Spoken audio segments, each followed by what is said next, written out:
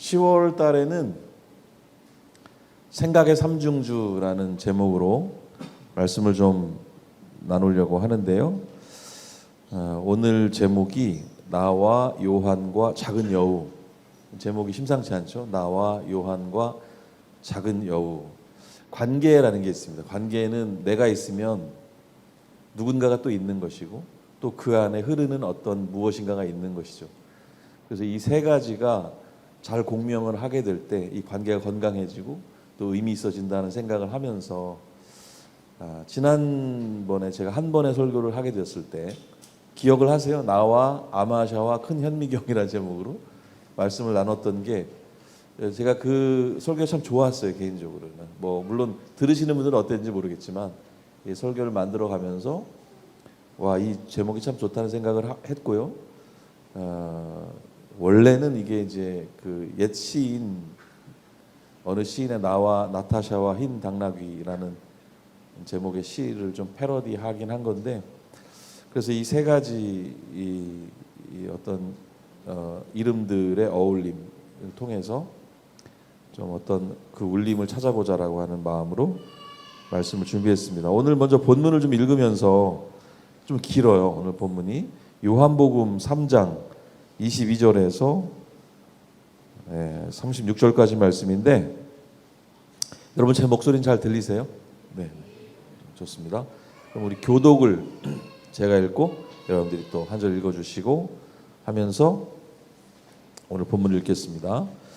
그 후에 예수님은 제자들과 함께 유대 지방으로 가셔서 얼마 동안 거기에 머물러 계시면서 세례를 주셨다.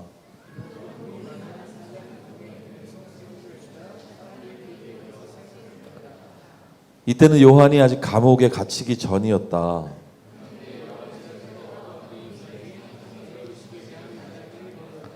그래서 요한의 제자들이 요한에게 찾아가 선생님과 함께 요단강 저편에 있던 분, 곧 선생님이 말씀하시던 그분이 세례를 주므로 사람들이 모두 그분에게 몰려가고 있습니다 하고 말하자,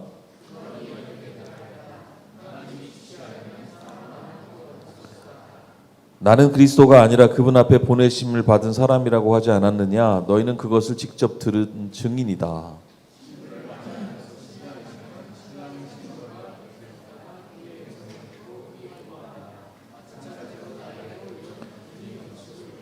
그분은 점점 번영해야 하고 나는 점점 쇠퇴해야 한다.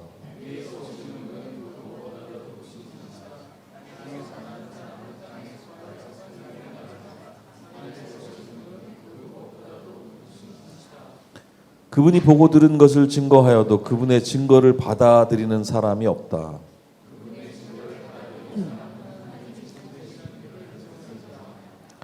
하나님이 보내신 분은 하나님의 말씀을 하신다. 이것은 하나님이 그분에게 성령을 한없이 주시기 때문이다.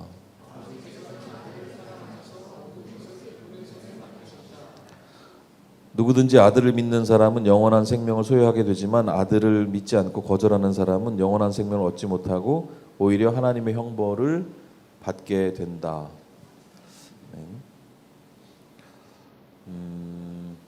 얼마 전에 제가 개그 프로그램을 보게 됐는데요. 사실 이제 나이가 드니까 개그 프로그램이 그렇게 재밌진 않더라고요. 옛날엔 그렇게 깔깔거리면서 배꼽을 잡았던 그런 프로그램이었는데 좀 유치하다는 생각도 들고 좀 재미도 없고 막 그랬었는데, 아무튼 어떤 프로그램을 제가 우연히 보게 됐는데 이런 내용이 나오더라고요. 새로 개업한 탕 전문점 앞에 간판이 이렇게 붙어 있고요. 인근 다른 가게 주인이 와가지고 막 항의를 막 하는 그런 내용이었어요. 아니, 상도가 있는 거 아니냐? 탕집 바로 옆에 또 탕집을 개업을 하면 어떡하느냐? 막 따져 묻는 장면이었어요. 당황한 그 개업집 사장님이 막 어쩔 줄 몰라 하면서 너무 죄송하다고. 죄송하지만 혹시 어디서 어떤 탕을 하시냐고 물어봐요. 솜사탕 집이었어요. 그럴 줄 알았는데 개그는 개그일 뿐이지만은 자신의 구역에 누군가 침범하는 거는 누구나 참기 힘든 게 사실이죠. 저는 이 개그 소재가 그렇게 마음에 들어서 말씀드리는 건 물론 아닌데 인지상정인 것 같아요. 실제로 그 상도라는 게 또 있긴 하죠, 그죠? 어떤 이 집에 뭐가 있으면은 적어도 그 집에서 좀 떨어져서 뭘 해야죠. 그래서 교회도 마찬가지 아니겠습니까? 교회도 보통은 같은 교단의 교회는 적어도 아마 그 기준이 있다고 제가 들었어요. 적어도 뭐 얼마만큼 떨어진 곳에 있어야 되고 그런 게 있는데, 오늘 우리가 읽은 본문을 보면 요한이 다소 자극적인 소식을 전하고 있어요. 우리 구역에 다른 조직의 사람들이 활개를 친다는, 어쩌면은 들으면 기분 나쁜 그런 소식이었습니다.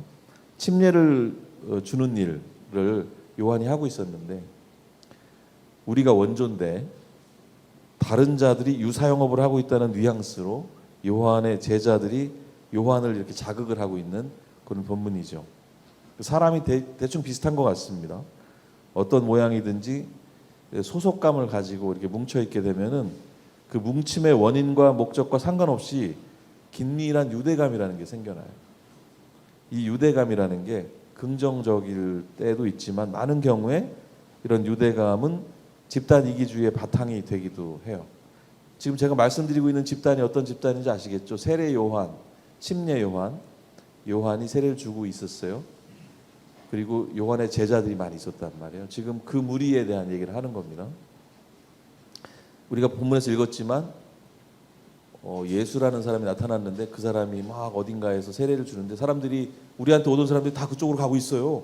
아니 이거 뭐야? 막 이런 그런 뉘앙스의 본문인 거예요. 집단 이기주의라는 말 많이 들어보셨죠? 그게 우리는 좀 우리와는 상관없는 표현일까요? 가까운 교회도 그럴 수 있습니다. 우리끼리 집단 이기주의를 가질 수가 있어요. 가까운 교회가 한때 열린 소모임을 만들고 가능하면 여러 사람들이 두루 만날 수 있도록 새로운 사람들과 또 오래된 사람들이 천천히 순환하는 구조를 만들어 보려고 굉장히 애쓰기도 했었는데, 그런 이유가 그렇게 그런 뭉침의 어떤 폐해랄까 그런 게 있기 때문이거든요. 그리고 한국 교회가 많이 꾸지람을 듣는 이유 중에 하나가 바로 거기에 있습니다. 뭉치면 힘이 생기거든요. 또 그 힘이라는 것에 그 근원을 잘 살펴서 겸손하게 그것들을 사용해야 되는데, 일단 힘이 생겼다 하면 굉장히 세속적으로 그게 굴러가게 되기 때문에 교회들이 그렇게 어려움 속에 처하게 됐다라는 생각을 하게 돼요. 아무튼 오늘 본문에서 볼 수 있는 요한의 제자들하고 요한 자체의 차이를 우리가 좀 살펴볼 필요가 있습니다. 그 차이는 무엇이었을까?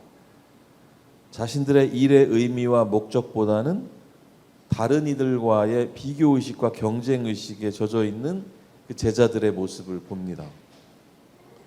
우리 손님 다 뺏기겠어요? 뭐 그런 생각으로 지금의 상황을 바라보고 있는 거예요. 우리 삶의 자리에도 비슷한 일이 있을 수 있을 것 같아요. 나에게 오던 누군가가 다른 데 가고 있어요. 그러면 일단 기분이 나쁜 거예요. 근데 나에게 그 사람이 왜 왔었는지를 헤아릴 겨를이 없습니다. 왜 내가 이 일을 하고 있는지를, 그래서 나는 누구이고 여기는 어디인지, 이 보편적이고 기초적 질문이 사실 너무너무 의미 있는 질문이 되는 거죠. 그래서 반면에 요한은 어떻습니까? 자기가 왜 그 일을 하고 있는지 정확하게 알고 있어요. 요한은 자신은 누구가 아니라고 해요? 그리스도가 아니다. 그분이 오실 길을 예비하는 사람이다. 그 정체를 분명히 하고 있어요. 속으로만 그렇게 생각하고 있는 게 아니고 제자들에게, 사람들 앞에 공표를 하고 있는 겁니다. 공표. 이거는 사실 좀, 저도 사실 가오로 사는 사람이라서 어디 가서 좀 쭈글쭈글한 거 싫어하거든요. 자존심이 엄청 센 사람입니다. 아쉬운 소리 하는 거 싫어하고 얻어먹는 것도 별로 안 좋아하고. 세례자 요한을 향해서 사람들이 이렇게 수군거릴 게 안 봐도 비디오였을 상황이었어요. 나는 그리스도가 아니고 그분의 길을 예비하는 작은 자야, 이런 얘기를 했을 때 세례 요한을 엄청난 인물로 보던 사람들이 아마 그랬을 거예요. 그래? 난 대단한 사람인 줄 알았는데 진짜는 따로 있었구만. 막 이런 식의 수군거림, 이런 비아냥, 이런 거를 피하지 않고 받기로 하는 거죠. 이거 쉽지가 않습니다. 왜 요한은 그걸 그대로 받기로 한 걸까요? 그게 사실이니까요. 이런 비유가 적절한지는 모르겠지만 요한은 자신이 그리스도라는 연탄에 불을 붙이는 번개탄이다. 그걸 자인하고 있는 거예요. 좋지 않은 비유인 건 알겠습니다. 여기서만 쓸게요. 30절에 이런 표현이 있죠. 인상적인 영어 표현도 굉장히 인상적이긴 합니다. 요한복음 3장 30절 우리가 읽었는데 한번 읽어보겠어요? 그분은 점점 번영해야 하고 나는 점점 쇠퇴해야 한다. 여기 보면 영어로는 He must increase, but I must decrease 돼 있습니다. Increase, decrease. 이 표현으로 매트 레드맨이라고 하는 그 찬양 인도자가 그 찬양 노래를 부른 그 곡도 기억이 납니다. 근데 increase, decrease, 우리 증가와 감소 이렇게 보통 이제 그 단어의 의미적으로 볼 수 있는데 여기에 번영과 쇠퇴를 이렇게 표현해 놨다는 게 되게 저는 좀 재밌었는데요. 아무튼 그가 번영해야 하고 나는 쇠퇴해야 한다. 그는 흥하여야 하겠고 나는 쇠하여야 한다. 이렇게 옛날 성경에는 번역이 되어 있기도 합니다. 사실 그대로의 담백한 고백이 쉬워 보이지만 그게 쉽지가 않습니다. 이 사회라는 맥락, 관계라는 맥락 안에 들어가면 그걸 그대로 소리를 내는 게 어려워요. 자기 소리를 제대로 낼 때, 튜닝이 제대로 된 소리를 제대로 낼 때 삼중주건 사중주건 그래서 울림을 내고 화음을 낼 수 있는데 사실을 사실대로 울려내는 것이 어렵습니다. 왜냐하면 나라는 악기가 튜닝이 어그러져 있으면 그래요. 우리 정직하게 살고 계실 테지만 때로 약간 디튠하거나 업튠 해가지고 좀 다르게 얘기하고 싶은 욕망 같은 걸 다 느껴보시지 않아요? 사실 이거 조금 싸게 샀는데 누군가에게 비싸게 산 것처럼 얘기하고 싶을 때 있어요. 그죠? 그리고 사실은 내가 오늘 3.5km밖에 안 뛰었는데 사람들한테 한 7km 뛰었다고 얘기하고 싶을 때가 있어요. 저도 그렇습니다. 저도 자주 그래요. 담백한 고백, 그냥 있는 그대로의 사실을 그냥 얘기하는 것은 너무나 자연스러운 일일 텐데 그걸 못해요. 어른이 되면 될수록 못해요. 은근슬쩍 기득권을 누리고 싶어하는 마음의 싹 그런 게 우리 안에 자라나기 시작하거든요. 기득권, 뭔가 권리를 갖게 되면은 이거 나누고 싶지 않아지는 거예요. 요한은 그렇지 않습니다. 요한은 애초에 그걸 잘라내고 있는 거죠. 그 마음이 더 커지기 전에 싹둑 잘라내고 있는 겁니다. 이렇게 분명히 선언을 하고 있잖아요. 자기는 그리스도가 아니다. 나는 이런 자다. 이렇게 정확하게 얘기를 하고 있어요. 왜? 겸손의 표지가 아니고 그것은 그냥 사실을 얘기하는 거니까 그렇습니다. 이거 쉽지 않은 행동입니다. 정말로. 생각해보면 제자들은 요한에게 이 사실을 알렸을 때 요한에게 기대했던 태도는 이런 거였을 것 같아요. 아니 우리 손님 다 뺏기고 있어요. 저 지저스라는 인간한테 뭐 다 따라가고 있어요. 막 이런 상황이 됐을 때 요한이 딱 뒷짐을 쥐고 누가 소리를 내었는가? 이 궁에 누가 침례를 베풀고 다니는가? 이런 괘씸한 것들 하면서 상황을 쫙 정리해 주기를 기대하는 마음.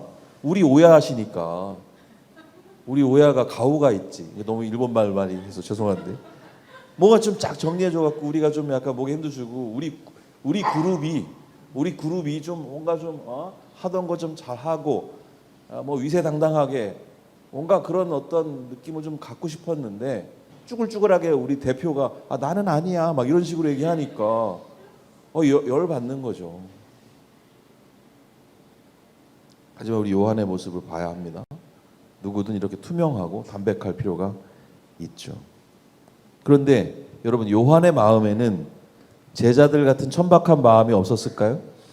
요한의 마음은 그렇게 지고지순하고 그렇게 아름다운 마음만 있었을까요? 저는 아닐 거라고 생각해요. 주인에게 돌려줘야 할 물건이 있다고 칩시다. 그 오래 가지고 있다 보면요 애착이 생겨나요. 자기 게 아닌 물건에 애착을 가지게 되면은 돌려줘야 될 상황이 됐을 때 이거를 이건 그분 거야 이런 느낌이 아니라 내 걸 뺏기는 느낌이 들게 마련이거든요. 여러분 반지의 제왕 보셨어요? 반지의 제왕 제가 길게 얘기할 수 없지만 가장 대표적인 장면이 프로도라고 하는 주인공이 절대 반지를 드디어 갖게 돼요. 이제 모든 상황은 종료가 되기 직전이에요. 이거를 그 화산 불못인가요? 거기에 던지면 끝나는 게임 끝이에요. 이제 그럼 모든 게 사라지고 회복이 되는 상황인데 이제 그 일을 하러 거기 가는 겁니다. 와인드업까지 하는데 못 던져요. 이거를 욕망이라는 게 사실 그런 거죠. 이거 거기 던져야 되는 거예요. 자기 게 아니고 상황을 다 돌릴 수 있음에도 불구하고 인간의 욕망이라고 하는 거는 인간을 그렇게 만들어 버리게 되는 거죠. 자신의 일에 몰두하다 보면은 내가 그 일을 왜 하고 있는지를 까먹어요. 그 목적과 상관없이 이탈된 상황에 놓이게 될 때가 너무 많다는 겁니다. 우리 사실 돈 버는 일도 그래요. 돈은 왜 벌죠? 필요하니까 필요한 곳에 쓰기 위해서 버는 걸 텐데 이제 그걸 넘어가잖아요. 그러면은 돈 버는 일 자체가 의미가 돼 버리는 거예요. 그러니까 잔고에 뭐가 쌓이는 것 자체가 의미가 돼 버려요. 돈이 왜 필요하지? 사용하기 위해서 필요한. 나중에 어떤 사람들은 그걸 깨닫고 사용하기 시작한 사람들이 있습니다. 주윤발 같은 사람들. 돈이 왜 필요한지 아는 사람들이죠. 저한테까지 오진 않지만 그분은 칭찬받아야 마땅하다라는 생각을 하게 돼요.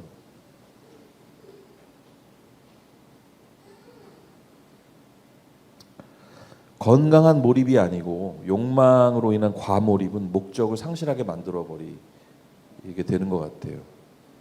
교회를 다니는 일도 마찬가지입니다. 우리가 교회를 왜 옵니까? 신앙을 왜 가져요? 여러분 잘 생각해 보셔야 돼요. 교회에 오는 일 자체가 목적이 돼서는 안 됩니다. 우리가 교회를 왜 와야 될까? 뜨거운 신앙을 추구하시는 분들이 많아요. 그러면 우리는 왜 뜨거워져야 되는지 알아야 돼요. 우리가 왜 뜨거워져야 됩니까? 우리가 더 충만한 기분을 느끼기 위해서 그렇습니까?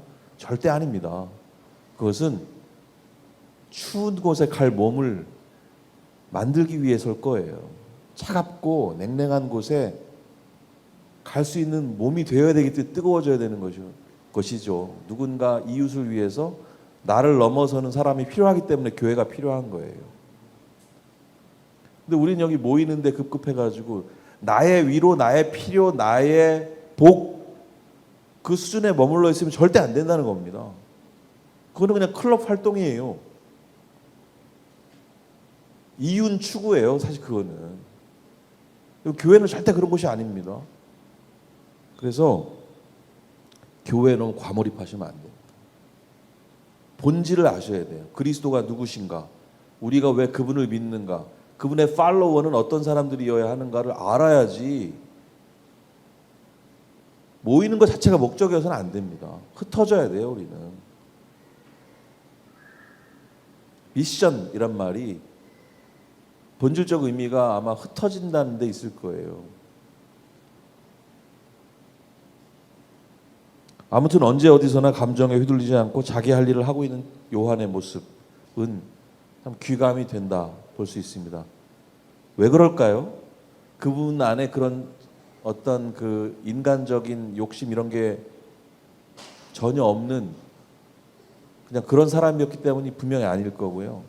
그거를 누를 수 있는 나름의 자유의지가 있었기 때문이라고 생각하는데 그 사람 안에 역사의식, 하나님이 주시는 거였겠죠. 그 역사의식이 있었기 때문이었다. 저는 그렇게 요약을 하고 싶습니다. 내가 누구인지, 여기는 어디인지, 나는 왜 지금 여기서 이 일을 하고 있는지 끊임없이 물어보는 태도가 역사의식을 가진 사람의 태도일 거라고 생각하고요. 그건 성령께서 우리에게 주시는 지혜라고 저는 생각을 합니다. 여러분 그 피아니스트 조성진이라는 분 아세요? 베를린 필하모니카와 인터뷰에서 한 얘기가 굉장히 저 인상적으로 들었던 적이 있어요. 연주를 하는 데 있어서 질문이 그거였어요. 연주를 하는 데 있어서 당신이 가장 중요하게 여기는 게 뭐냐 이런 질문을 받고 조성진 씨가 어떻게 얘기를 했냐면 미안합니다. 좀 이기적으로 들지 모르겠지만 저는 첫 번째는 나를 위해서 연주합니다. 그렇게 얘기를 해요. 근데 질문은 관객과의 소통에 대해서 좀 어떤 생각을 갖고 있는지 묻는 거거든요. 첫 번째는 자신을 위해서 연주하고요. 둘째는 제가 이 부분이 굉장히 마음에 들었는데 작곡가를 위해서 연주한다. 그렇게 얘기를 해요. 세 번째가 미안하지만 관객을 위해서다. 자기를 위해서, 작곡가를 위해서 그 단계가 넘어가면 관객들은 너무 행복해진다고 저는 생각합니다. 그리고 이렇게 얘기해요. 저는 관객보다 작곡가에게 더 신경을 쓰는 편입니다. 작곡가의 의도를 제대로 이해하고 전달하는 것을 더 우선한다고 설명을 했어요. 제가 이 인터뷰를 들으면서 어떤 생각을 했냐면 이 사람 안에 역사의식 이런 게 있구나라는 생각을 했고요. 그리고 또 한 가지는 자기가 연주하고 있는 자기 앞에 당도한 이 아름다움, 이 어디서 왔는지를 생각한다는 얘기예요. 이 아름다움의 근원이 어디인가? 내가 어찌해서 이 아름다움을 만지고 먹고 마시고 누리고 행복해하고 이렇게 연주를 할 수 있을까에 대한 그 근원을 생각한다는 거거든요. 작곡가를 생각한다는 건 정말 놀라운 멘트라고 저는 생각을 했어요. 우리 노래 들을 때 여러분 작곡가 따집니까? 근데 가수가 누군지가 되게 중요해요. 그냥 누가 부른 거야? 근데 음악을 조금 관심 있는 사람들은요, 누가 작곡했는지를 찾아요. 작사가 누구였는지 찾고요, 편곡을 누가 했는지 찾고요, 그리고 믹스 마스터를 누가 했는지, 녹음실을 어디를 썼는지까지 다 살펴봐요. 이 아름다움을 빚어낸 사람들에 대해서 관심을 갖는 거죠. 그 뿌리가 어딘가에 관심이 가는 게 너무 의미 있는 행동인 것이죠. 저는 이 조성진 씨는 정말 연주도 잘하지만 음악을 제대로 이해하고 있는 사람이다. 그런 연주자라고 저는 생각을 합니다. 세례 요한이 가진 역사의식, 이 아름다움, 이 복이 어디서 온 것인가? 내가 누구고 여긴 어디고 나는 지금 뭘 하고 있는지 생각하는 태도를 지닌 사람들, 조성진 씨도 마찬가지고 세례 요한도 그렇다고 생각을 합니다. 다만 조성진 씨에게 제가 한 가지 가진 불만은 표구하기가 너무 어렵다는 거예요. 그거 하나 불만이 있습니다. 역대하에 보면은 솔로몬의 이야기가 나오는데요. 이 본문 말씀 추가로 제가 말씀을 좀 더 준비했는데 이것도 우리 한번 읽어보면 좋겠습니다. 역대 9장 7절, 8절, 22절, 23절인데 우리 한 절씩 읽어볼게요. 당신 앞에서 항상 당신의 지혜로운 말을 듣는 당신의 가족과 신하들은 얼마나 행복하겠습니까?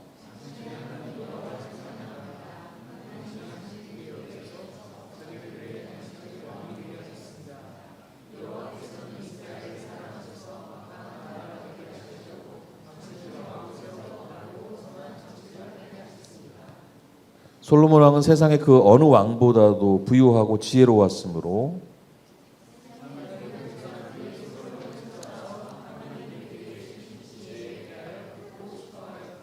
솔로몬 왕의 이제 그 이야기인데요. 스바 여왕이라는 사람이 솔로몬을 방문합니다. 그리고 솔로몬의 업적과 지혜에 대한 나름의 그런 이야기를 하는 그 본문인데 스바 여왕의 반응이 굉장히 특별해 보이는 본문이거든요.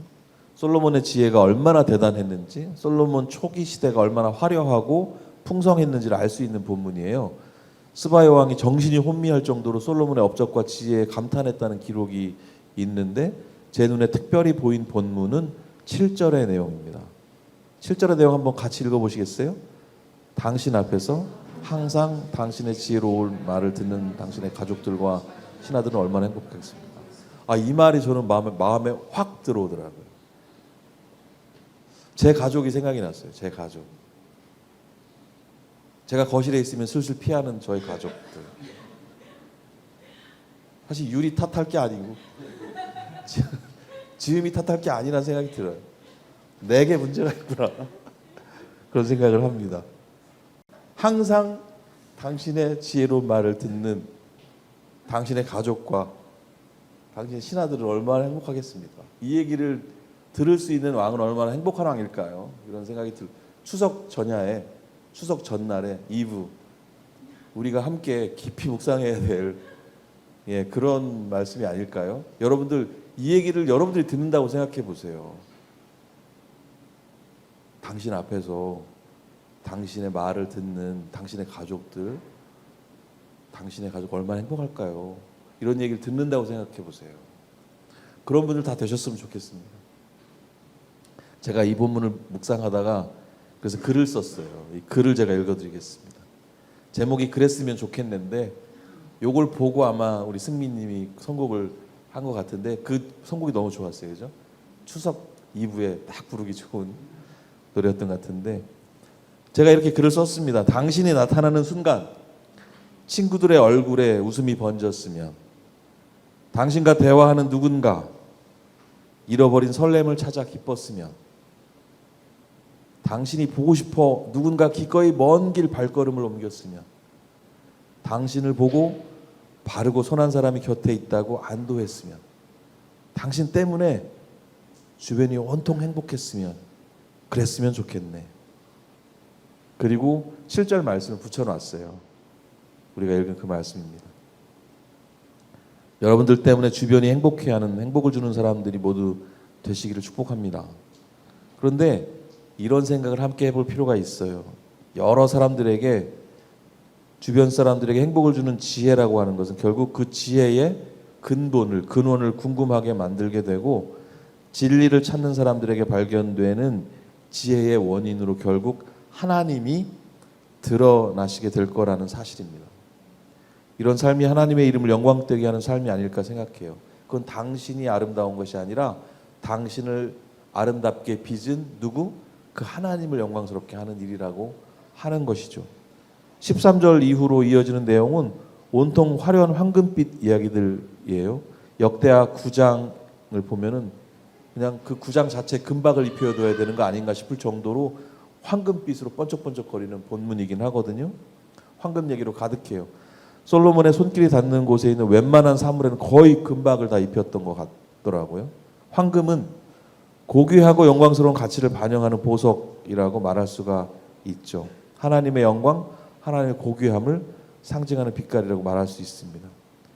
세상에 수많은 사람들이 이 고귀한 황금과 바꾸고자 했던 게 뭘까? 그 황금을 다 가지고 와서 들으려고 했던 게 뭐였어요? 솔로몬의 지혜였단 말이에요.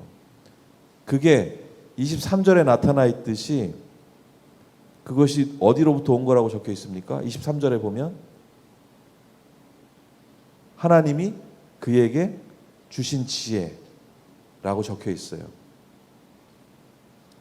그러니까 우리가 역대하를 읽으면서 번쩍이는 황금빛을 보게 되는데, 시각적으로 보게 되는데, 그 황금빛은 주변의 많은 나라들이 그 황금의 가치와 바꾸려고 했던 것을 상징하는 것인데, 그건 뭐였냐면 솔로몬의 지혜였고, 그 지혜의 근본이 뭐였다고요? 하나님이셨다는 거죠. 하나님 때문에 그 황금빛이 반짝였던 거예요. 여러분, 그 호랑이가요, 여우 한 마리를 잡았습니다. 잡아먹히게 된 여우가 호랑이한테 이렇게 얘기를 해요. 잠깐만 기다려요. 나 먹기 전에 잠깐만 기다려요. 사실 호랑씨, 나는 그냥 여우가 아니에요. 나는 요번에 하나님이 이 숲의 왕으로 임명을 하신 그런 여우예요. 그래서 만약에 나를 잡아먹잖아요, 당신 끝장나요. 하나님이 나를 임명했거든. 그러니까 먹으면 안 돼. 그러니까 그걸 호랑이가 어떻게 믿어? 그러니까 이렇게 얘기를 해요. 내 말이 거짓말이라고 생각할 텐데 나를 따라와 봐요. 나를 보면 어떤 놈이라도 두려워서 다 달아나는 걸 보게 될 거예요. 그러면 당신이 그걸 믿을 거예요. 여우가 이 말을 하죠. 호랑이가 진짜 그래? 하고 이제 여우의 뒤를 살살 쫓아가는 거죠. 그랬더니 어떻게 됩니까? 만나는 동물들마다 다 달아나요. 진짜로. 왜 그렇겠어요? 그 여우 보고 그러는 거겠어요? 뒤에 호랑이 때문에 다 도망가는 거거든요.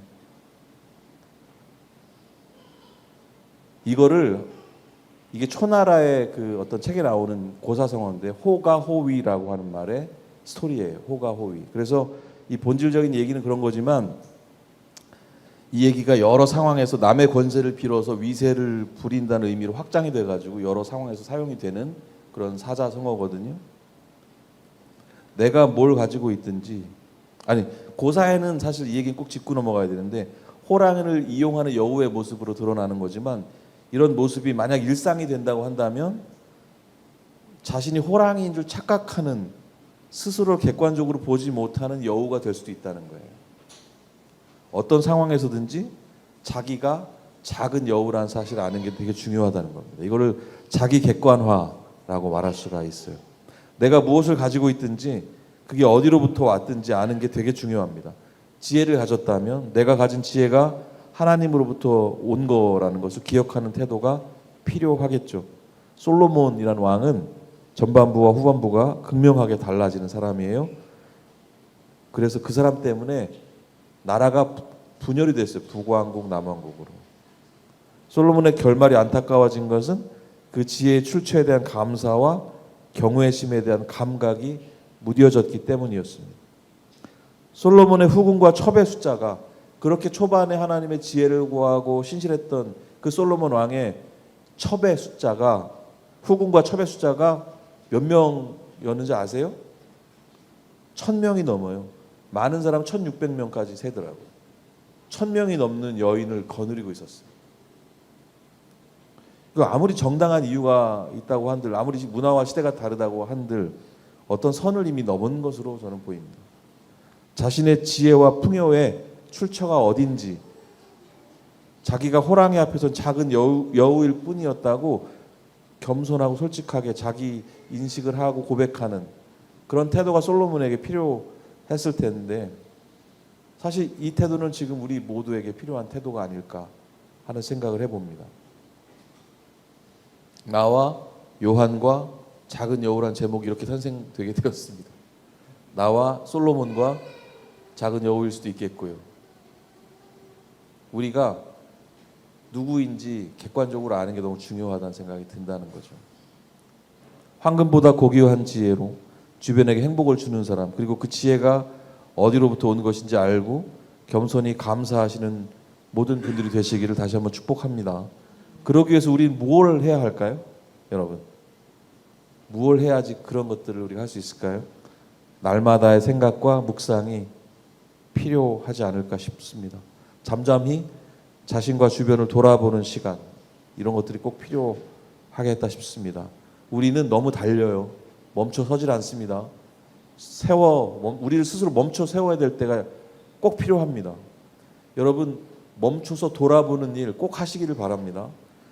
여러분, 그 삶의 의미를 얘기해 주신 어르신들 많이 만납니다. 자신의 삶을 돌아보면서 지혜를 주시는 어른들 많이 만나는데 감동적이에요. 눈물도 나고 정말 정말 들을 게 많다는 생각을 하게 되는데, 그런 분들이 대부분 다 멈춰 섰기 때문에 그런 생각을 하시거든요. 놀랍게도 멈춰선 이유가 다 뭐 때문이냐면 질병 아니면 사고였어요. 질병 아니면 사고로 서가지고 지혜로워진들, 물론 그것들이 우리들에게는 도움이 되지만 그분들에게 무슨 의미가 있겠죠. 하지만 우리 더 큰 삶의 지혜가 있다고 한다면, 누군가 무언가 나를 멈춰 세우기 전에, 질병과 사고가 나를 멈춰 세우기 전에 우리가 먼저 멈춰 서는 거 너무 의미 있지 않겠어요? 그죠? 이렇게 이익을 위해 달리고 관계를 위해 달리고 센터가 되기 위해 달리다 보면은 우리 돌아볼 수 있는 시간 다 뺏겨버립니다. 손해를 좀 본다 싶더라도 멈춰서 돌아보고 생각해보는 삶의 태도가 우리를 객관적으로 볼 수 있게 만들어주지 않을까 하는 생각이 들어요. 저는 대전 내려가서 한 달에 일주일씩 새벽 기도 인도를 하고 있습니다. 되게 피곤해요. 그래서 어떨 때는 거의 반 졸면서 사실 단에 설 때도 있습니다. 그런데 하루도 쉬지 않고 그 새벽에 교회를 찾으시는 분들이 계세요. 때로 설교를 해야 되는 분주한 정신, 피곤한 몸으로 단에 올라가 있을 때 앉아 계신 성도님들을 보면은 잠잠히 자신을 돌아보는 성도님들의 모습이 보여요. 그러면 어떤 존경심, 경외감 같은 게 막 올라와요. 우리 교회는 새벽 기도를 하고 있지는 않지만 꼭 새벽이 아니어도 좋겠습니다.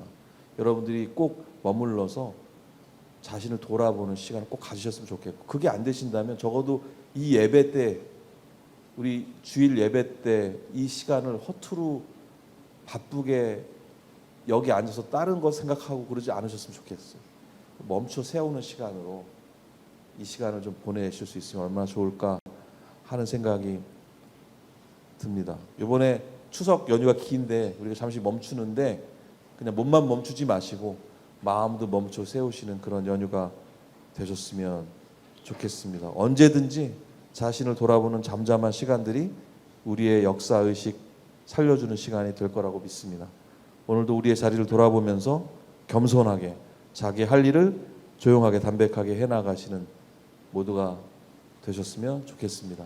우리 같이 오늘 들으신 말씀 가지고 잠시 기도하는 시간 갖겠습니다. 요한의 모습에서 보았던 그 아름다움, 솔로몬에게 발견하지 못했던 그 모습이 우리에게 있었으면 좋겠습니다. 나는 작은 여우였어. 맞아, 나는 이만한 사람이었지. 그게 패배감이 아니어야 하죠. 왜? 그게 사실이니까요. 사실을 사실대로 담백하게 얘기할 수 있는 용기 우리에게 필요하지 않을까 싶고요. 멈춰서서 자신을 돌아보고 또 하나님의 은혜와 사랑의 크기를 그제서야 느낄 수 있다고 저는 생각이 드는데, 그런 사람들 되게 해주십시오. 그렇게 나를 잘 튜닝하여 있는 그 소리를 그대로 울려내는, 그래서 아름다운 화음을 만들어내는 그런 사람들을 되게 해주십시오. 우리 함께 잠시 기도할 수 있으면 좋겠습니다. 함께 기도하겠습니다.